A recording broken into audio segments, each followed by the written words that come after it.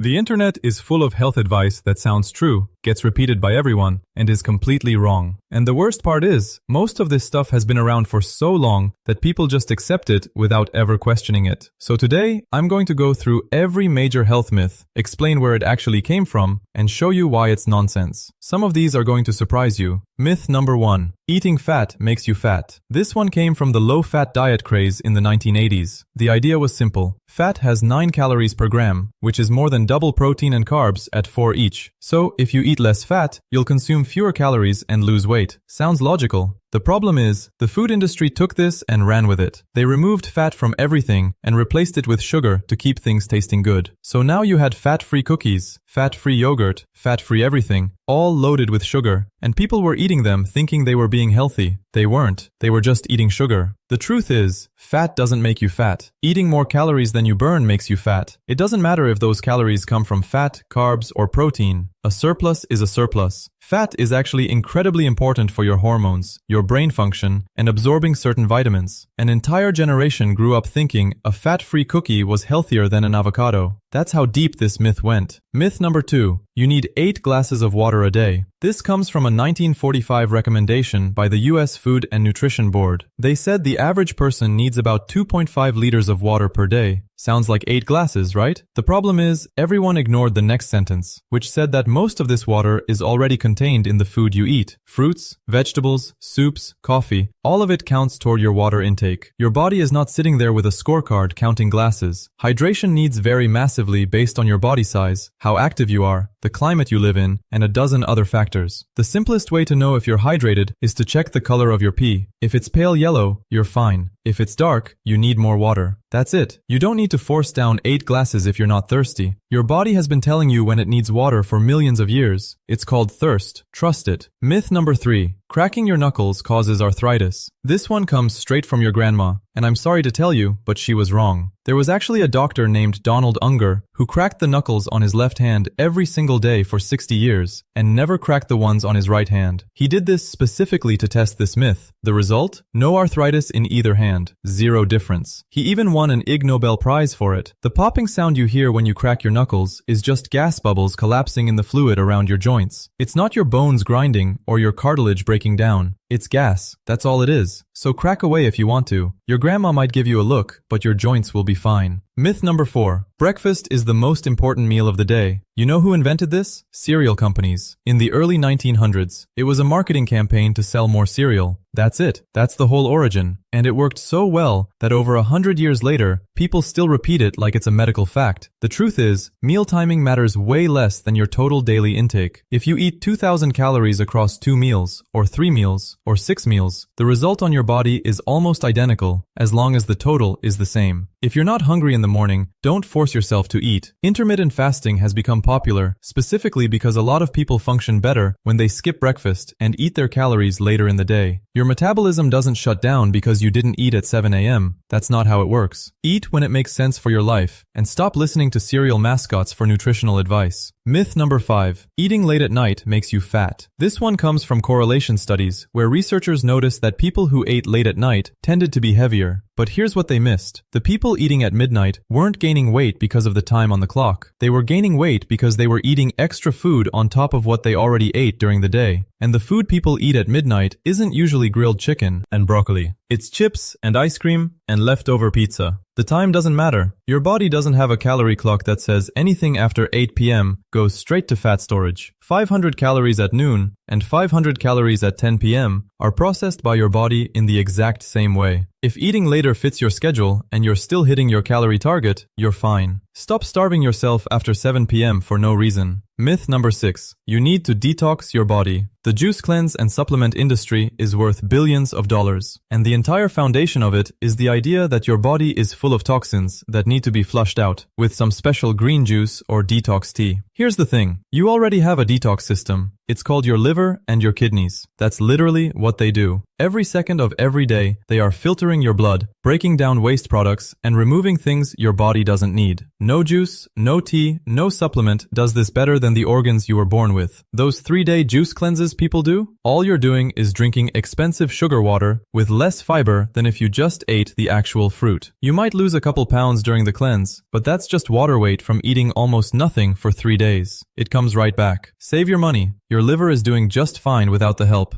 Myth number 7. Cardio is the best way to lose weight. This one took over in the 80s and 90s during the aerobics era. The logic was simple. You sweat a lot during cardio, so you must be burning a ton of fat. But here's the math. An hour of running burns maybe 400 to 600 calories, depending on your pace and body weight. That sounds like a lot until you realize one bad meal can wipe that out in 10 minutes. You cannot outrun a bad diet. It is physically impossible for most people to do enough cardio to offset the amount of extra food they eat. And here's the other problem. If all you do is cardio with no resistance training, you will lose muscle along with fat. You end up skinny fat. You weigh less on the scale, but you don't look any different with your shirt off because you lost the muscle that gives your body shape. Resistance training builds muscle, which raises your resting metabolic rate, meaning you burn more calories even when you're doing nothing. Cardio is great for your heart and your health, but for changing how your body looks, weights beat the treadmill every single time. Myth number 8. Muscle turns into fat when you stop working out. This is one of the most ridiculous myths that somehow still exists. People see retired athletes who got out of shape, and they assume the muscle literally transformed into fat. That's not how biology works. Muscle and fat are completely different types of tissue. Muscle can't turn into fat any more than bone can turn into skin. They're different things. What actually happens is simple. When you stop training, your muscles shrink because they're not being stimulated anymore. But if you're still eating the same amount of food as when you were training, you're now in a calorie surplus because you're burning less, so you gain fat. The muscle got smaller and the fat got bigger. They didn't transform into each other, they just changed in size independently. And honestly, this myth stops a lot of people from ever starting to lift because they think if they ever quit, they'll get fat. The opposite is true. Having more muscle gives you a better metabolism, which makes it easier to stay lean even if you take time off. Myth number 9. Doing crunches burns belly fat. This is called spot reduction, and it does not work. You cannot choose where your body loses fat. When you do a crunch, you are working the abdominal muscles. You are not burning the fat that sits on top of those muscles. Those are two completely separate processes. Building muscle is done through exercise. Losing fat is done through a calorie deficit. And where your body pulls fat from is determined by your genetics, not by which exercises you do. You could do 1,000 crunches a day and build incredible ab muscles, but if there's a layer of fat on top of them, you will never see them. This is why you see people doing endless crunches and side bends and leg raises, and their stomach still looks the same. They're building the muscle underneath, but they haven't addressed the fat on top.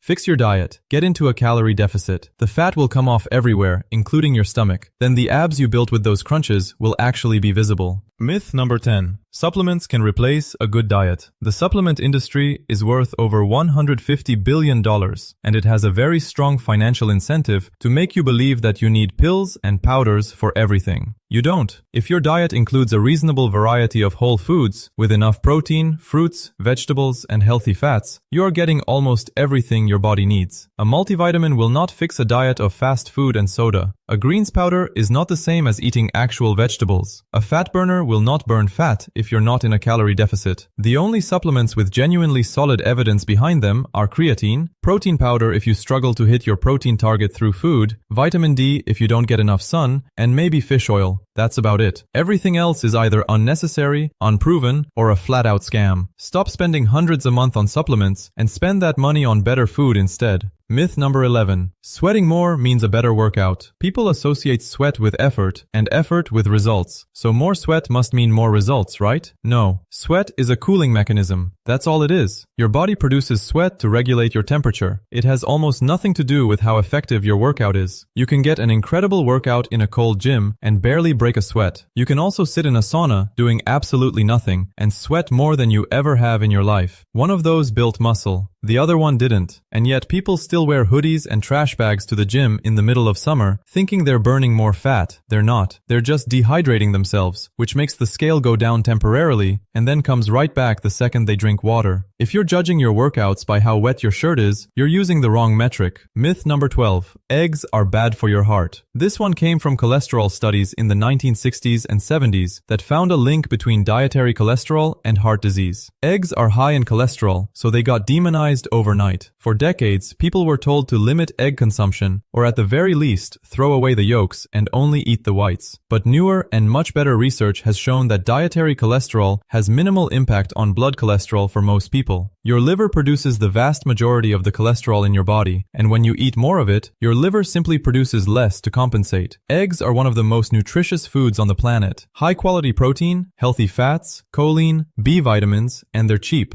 Decades of people throwing away yolks and eating dry egg whites for absolutely no reason. Eat the whole egg. Your heart will be fine. So there you go, 12 health myths that have been floating around for years, sometimes decades, that are just flat out wrong. Most of them survive because they sound logical on the surface, and they get repeated so many times that people stop questioning them. But now, you know better. So stop repeating them and share this with someone who still believes breakfast is the most important meal of the day because a cereal box told them so. Thanks for watching. I'll see you in the next one.